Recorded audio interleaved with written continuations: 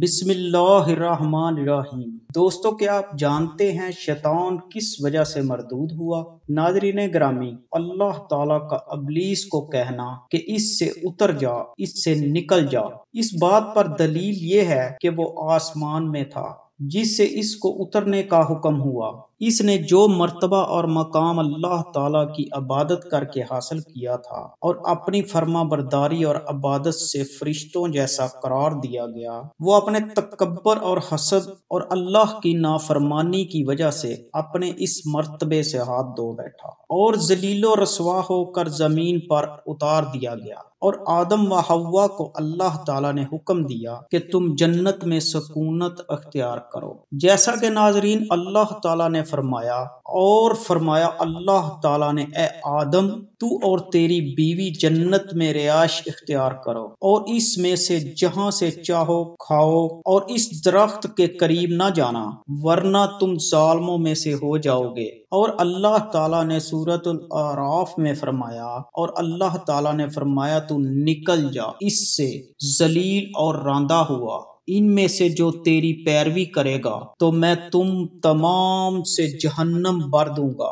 اور اے آدم، تو اور تیری بیوی جنت میں ٹھہرو اور جہاں سے چاہو کھاؤ اور اس درخت کے قریب نہ جاؤ، ایسا کرنے سے تم ظالموں میں سے ہو جاؤ گے۔ دوستو، اور اللہ تعالیٰ نے فرمایا، اور جب ہم نے فرشتوں کو کہا کہ تم آدم کو سجدہ کرو تو انہوں نے سجدہ کیا مگر ابلیس نے انکار کیا۔ پس ہم نے کہا کہ اے آدم، یہ تیرا اور تیری بیوی کا دشمن ہے، وہ تم کو جنت سے نکال باہر نہ کرے، پھر تم کسی مصیبت میں گرفتار ہو جاؤ گے۔ ناظرین، اللہ نے فرمایا، بے شک اس جنت میں تو بھوکا نہیں ہوگا اور ننگا نہیں ہوگا اور تجھے اس میں پیاس نہیں لگے گی اور نہ دھوپ کا احساس ہوگا۔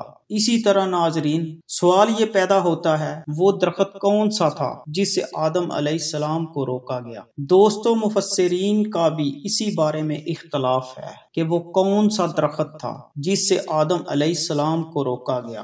بعض مفسرین کا خیال ہے کہ وہ انگور کا درخت تھا، اور اس کے کہنے والے حضرت ابن عباس رضی اللہ تعالی عنہ، ابن مسعود، سعید بن جبیر رضی اللہ تعالی عنہ، شبی جیدہ بن حبیرہ، محمد بن قیس رحمت اللہ علیہ۔ یہودیوں کا خیال ہے کہ وہ گندم کا پودا تھا، اور یہ بات حضرت ابن عباس رضی اللہ تعالی عنہ سے ایک روایت میں، اور حضرت حسن بصری رحمت اللہ علیہ، وہب بن منبع، عطیہ اوفی، ابو مالک، محارب بن دثار اور عبد الرحمن بن ابی لیلہ سے مروی ہے۔ اور حضرت وہب نے کہا کہ اس کا دانہ مکھن سے زیادہ نرم اور شہد سے زیادہ میٹھا تھا۔ اور حضرت سعور رضی اللہ تعالی عنہ نے ابو حسین کے واسطے سے ابو مالک سے نقل کیا ہے کہ یہ کھجور کا درخت تھا۔ اور ابن جری نے مجاہد سے نقل کیا ہے،